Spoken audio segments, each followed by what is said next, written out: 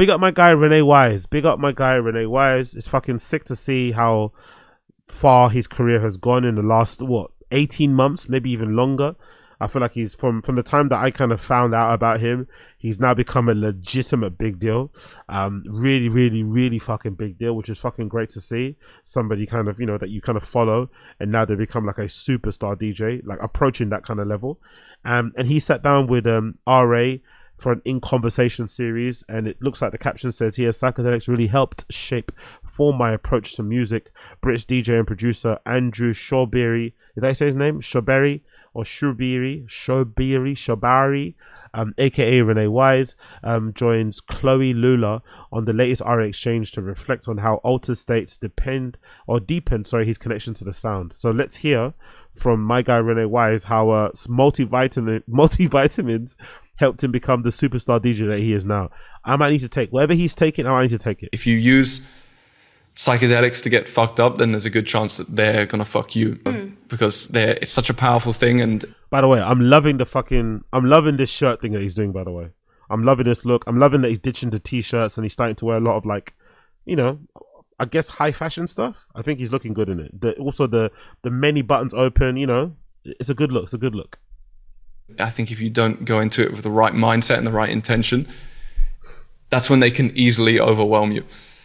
Having musical experiences on some of these psychedelics really, it again really helped shape and form my approach to music and the way that I perceive this type of music, and that's something I always have in mind. What's really funny about him saying that? This makes a lot of sense, because I remember in the early days when people were still finding out about Rene Wise, one of the best parts of Rene Wise lore was people saying, "Oh my god, I just saw him on the dance floor, really going for it, really having a good time." Before and after his set, he's known for being an actual raver and not just being somebody that just sits in a fucking green room or just gets out of an Uber, plays and jumps back in the Uber and goes back to the hotel room to fucking rail lines with a bunch of fucking Belgium chicks, right? So he's actually in the field. So this makes a lot of sense, because most likely those times that we've seen or heard of him on the dance floor, he was tripping balls, having an absolute blast, right? Feeling everything, seeing everything on the dance floor. Personally, I haven't actually, I have actually. I did this one. The only time I did psychedelics was when I went to Primavera Sound many years ago. It was pretty trippy, but I also regret not doing it at the festival. I kind of took it too late. You know me. I either peaked too early or I take my shit too late.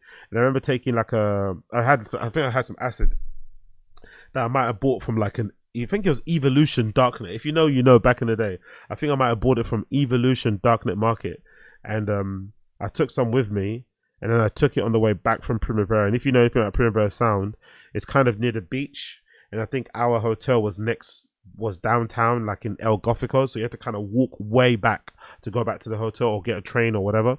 But we usually walk back. That's what most people did. You kind of that long march back to the hotel. And I remember taking it on the way back, and then when I got back to the Airbnb, that's the Airbnb. I was sleeping in one of the makeshift rooms in the living room, and I had a glass of water on the side table, and I remember having ice in it. And when I took it, I was lying down. I remember looking at the glass, and legitimately, the ice was hardening and then melting. You know what I mean? It was going forward and back, it would melt and then it'd go forward and go higher, and then the liquid in the cup would rise again. I was like, oh my god, bro, this shit is working. And I just wished I would have done it when I was in a festival. But I also know a bunch of people who love taking psychedelics at raves. They've kind of, they've left all the hard drugs and shit, and they've decided to do the thing that a lot of people in the tech industry or tech startup scene do, which is microdose, which is essentially just taking really small bits. So if you've got a tab of acid, maybe you cut it into quarters, maybe you cut it into more than that, but you take little bits. And I'm sure now, because I remember seeing it actually on a subreddit, it might have been on the r/drug subreddit, where people kind of break down how to microdose properly, what sort of times to take your dosage. I know a lot of American people, especially in the EDM world, have really strict procedures and protocols when it comes to taking stuff like Molly or MDMA.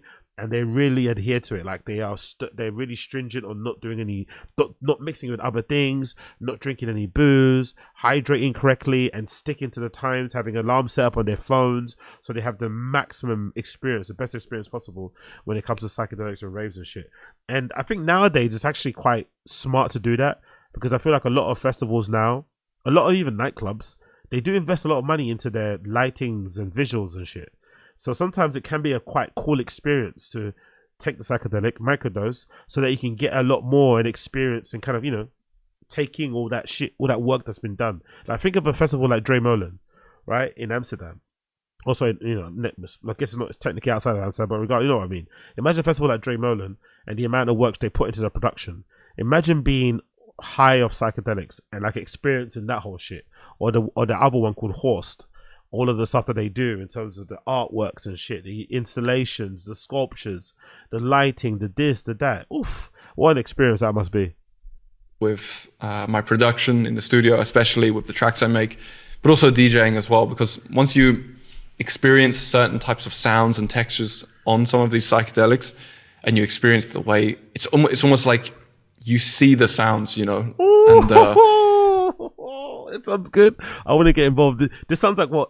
Oh, I wonder if this is what Pharrell was doing. Do you remember this is what Pharrell does? Pharrell has what's that condition? Synesthesia, allegedly. But maybe the reason why he was making such fucking bangers, maybe the reason why he had that fucking crazy production run when he was a part of fucking when he was a part of what they fucking called that group with fucking Chad and the other guy and producing and shit. Maybe the reason maybe the reason why he was making such hit records and was so on point, right? I still think of Grinding now to this day. I think that might be one of the best hip hop beats of all time. Just the instrumental of Grinding alone.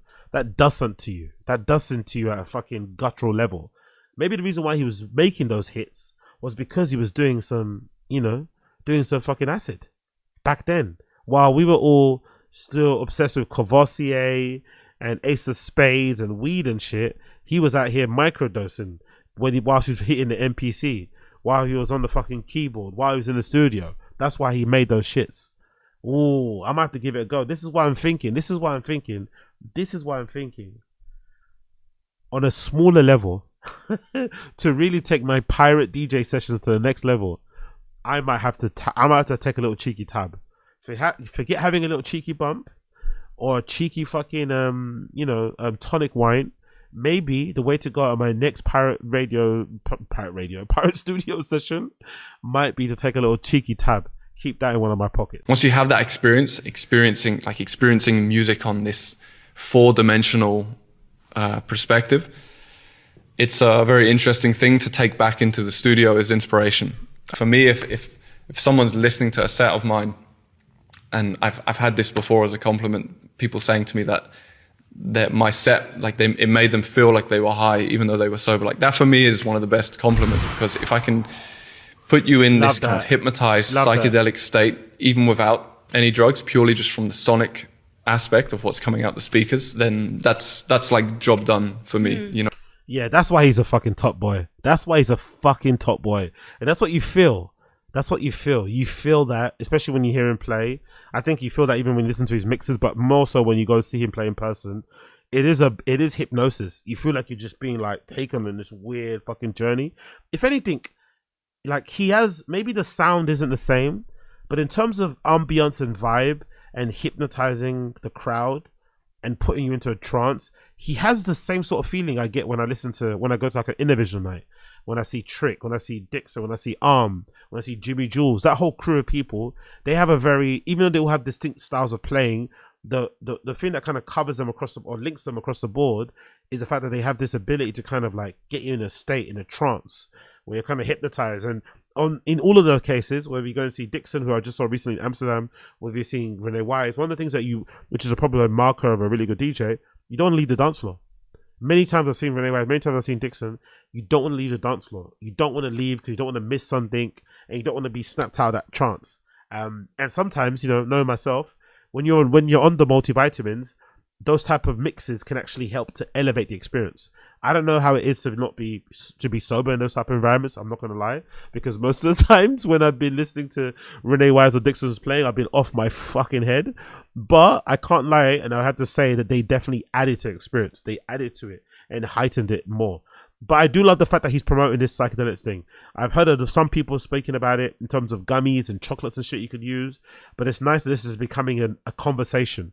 I think most people who really know Wagwan when it comes to partying, I think some people could even, I don't know if you could say ketamine is a psychedelic. It's a disassociative, but I think people microdose ketamine in the same way.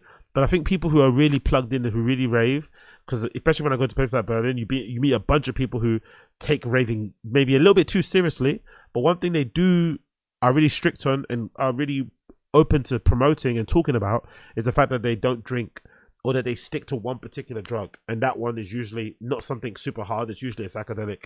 And if it is something hard, it's something they're doing like small, microdosing throughout the night, just to kind of add to the experience, to add to the fucking rave. Because they're there mainly for the music and not to get fucked up, which is not the same thing in the UK, you know? So maybe it's a different cultural thing, maybe it's environment, maybe it's place where you're at. But I like that he's talking about this, because hopefully that would encourage more people to do it. So big up Rene Wise, and big up MPC Track as well in the comments here. Best kind of review of Rene in general. One of our best bookings last year. Just a great person in every sense of the word.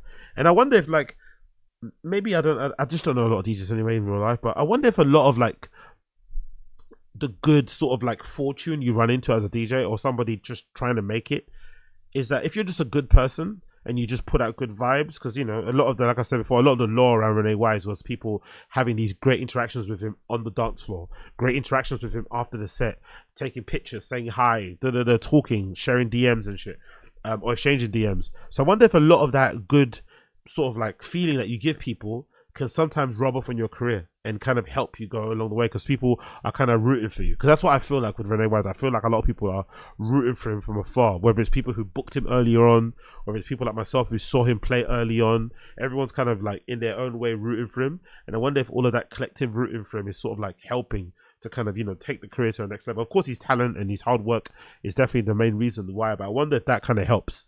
But then I also wonder for the DJs who are cunts, and don't like give people a good feeling, they also make it, you know? So maybe that's not the case, who knows?